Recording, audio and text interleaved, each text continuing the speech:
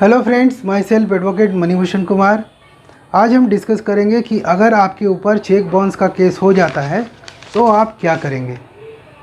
चलिए स्टार्ट करते हैं।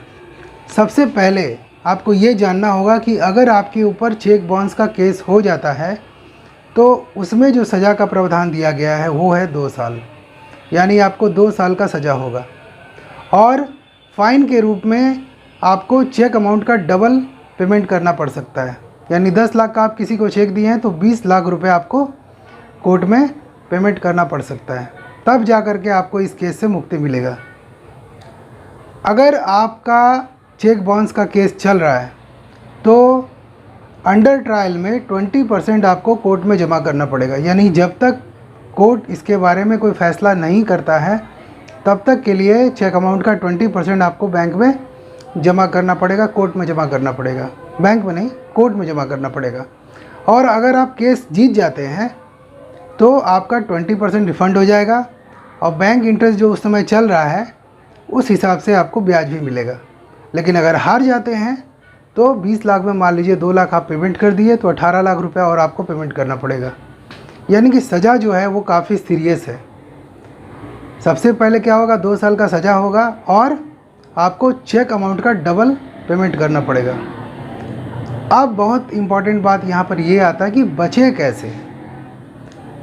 इससे बचने का एक ही तरीका है कि जैसे ही आपको कंप्लेनेंट, यानी जिससे आपका लेन देन चल रहा है, जिसको आप चेक दिए हैं, जैसे ही आपको लीगल नोटिस भेजे, सबसे पहले उस लीगल नोटिस को फाड़ कर फेंक मत दीजिए।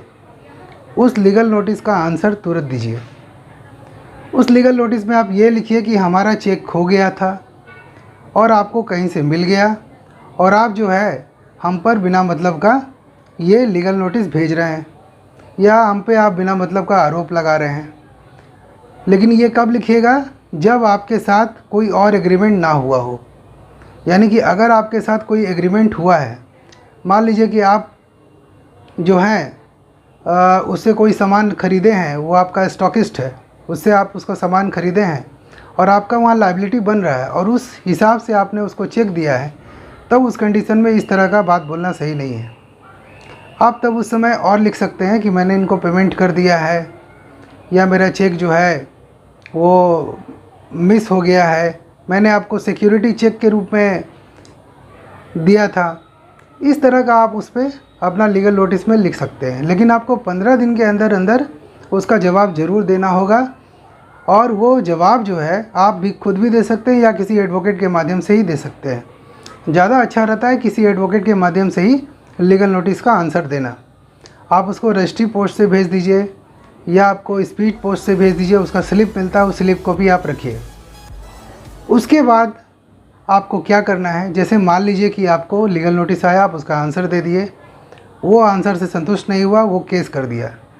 तो जब कंप्लेनेंट केस आपके ऊपर कर देता है तब आपको क्या करना है, जैसे ही कोर्ट से आपको नोटिस आता है या सम्मन आता है, आपको कोर्ट में हाजिर हो जाना है, मतलब अपीयर हो जाना है। अपीयर होकर के उसमें आपको अपना एविडेंस में जो भी आप दे सकते हैं कि आपका चेक लॉस हो गया, आपने पुलिस में कंप्लेन किया था, या आपने बैंक को इन्फॉर्मेशन दिया था कि चेक हमारा लॉस हो गया है, तो ये सारे चीज़ों को आप वहाँ पे बता सकते हैं। अपना पूरा का पूरा एविडेंस आप कोर्ट के सामने दे सकते हैं। अब हम लोग बात करते हैं नेक्स्ट स्टेप का। नेक्स्ट स्टेप ये है कि अगर आपका चेक खो गया या चेक खो जाने पर आपने बैंक को लेटर लिखा, या ये चेक सिक्योरिटी चेक था, या कोई व्हाट्सएप मैसेज या वीडियो मैसेज जो भी आपके पास है एविडेंस के रूप में जो आपको सपोर्ट करेगा इस केस में, उसको भी आप कोर्ट के समक्ष दे सकते हैं, कोर्ट के समक्ष लगा सकते हैं। सबसे इम्पॉर्टेंट बात यहाँ पर यह है कि जब कंप्लेनेंट अपना स्टेटमेंट कोर्ट में देगा उस समय आपके एडवोकेट साहब उसको क्रॉस करेंगे, और जब क्रॉस करेंगे तो उससे ये सवाल पूछेंगे कि चेक आपके पास मिला कहाँ से, हमारा तो कोई लायबिलिटी था नहीं, तो ये नया लायबिलिटी आपने अब मनगढ़ंत क्यों क्रिएट कर दिया। और जो एविडेंस आपके पास है वो सारे एविडेंस कोर्ट में दे करके उससे सवाल जवाब पूछेंगे और क्रॉस में ही उसके स्टेटमेंट को तोड़ने का प्रयास करेंगे। क्रॉस एग्जामिनेशन जब उसका हो जाएगा कोर्ट में, तब जा कर के एक्यूज़ का एग्जामिनेशन होगा। मतलब एक्यूज़ जो है इस केस में, जिसके ऊपर केस हुआ है, वो अपना स्टेटमेंट देगा। वो अपना स्टेटमेंट जब देगा तो अपने पक्ष में जितने भी उसके पास एविडेंस है, चाहे कोई लीगल लायबिलिटी नहीं बनता है तो उसका कुछ एविडेंस होगा, या पैसा पेमेंट कर दिया है बैंक के माध्यम से तो बैंक का जो प्रूफ है वो लगा सकते हैं, या अगर कैश के रूप में किसी को पैसा दे चुके हैं, आपका लायबिलिटी ख़त्म हो चुका है और वो चेक आपको रिटर्न नहीं किया, उसी में अमाउंट भर के आपके ऊपर केस कर दिया, तो जो इसके सामने आपका लायबिलिटी बना था, जिसके सामने आपने लायबिलिटी पेमेंट किया था, उस व्यक्ति को भी आप कोर्ट में खड़ा अपने पक्ष में कर सकते हैं और करके अपना एविडेंस स्ट्रॉन्ग कर सकते हैं। अगर आपके पास कोई वीडियो है या कोई बिल है या कोई पेमेंट स्लिप है, या अगर आपका एग्रीमेंट ख़त्म हो गया है तो उस एग्रीमेंट की कॉपी भी आप लगा सकते हैं, या कोई सपोर्टिव पेपर जो आपको बचा सकता है वो इस केस में आप लगा सकते हैं। लगा देने के बाद आप सबसे पहले एक्यूज़ का स्टेटमेंट कराएंगे। एक्यूज़ का स्टेटमेंट हो जाने के बाद एक्यूज़ के पक्ष में जो गवाह हैं उनका स्टेटमेंट होगा, और वो भी इसी बात को बोलेंगे कि इसमें कोई लायबिलिटी जो है वो नहीं बनता है और ये आदमी बिल्कुल निर्दोष है।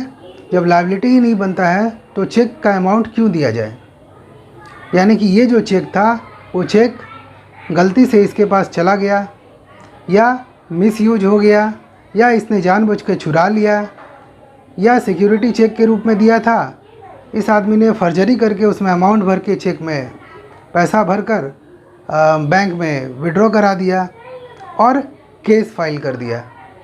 तो आपको क्या करना है कि अपने पक्ष में जितने भी चीज़ हैं सभी चीज़ों को वहाँ पे प्रकट करना है। ये सारा चीज़ करने के बाद आप इस केस को जीत जाएंगे। यानी कि आपको जैसे ही अगर लगता है कि मेरे ऊपर कोई केस होने वाला है तो आप सबसे पहले बैंक को इन्फॉर्म करके चेक को रुकवा दीजिए। उसके बाद आप ये देखिए कि आपका लायबिलिटी बन रहा है कि नहीं बन रहा है। अगर आपका लायबिलिटी नहीं बन रहा है तो उसका कोई प्रूफ रखे रहिए और उसी को कोर्ट में एग्जीबिट करा दीजिए। तो ये सारे चीज़ करने के बाद आप इससे मुक्त हो जाएंगे। तो आज यहीं तक। अगर आपको मेरा चैनल अच्छा लग रहा है प्लीज़ इसे सब्सक्राइब करें, लोगों के साथ शेयर करें ताकि लोग जो हैं अवेयर हो सके। Thank you.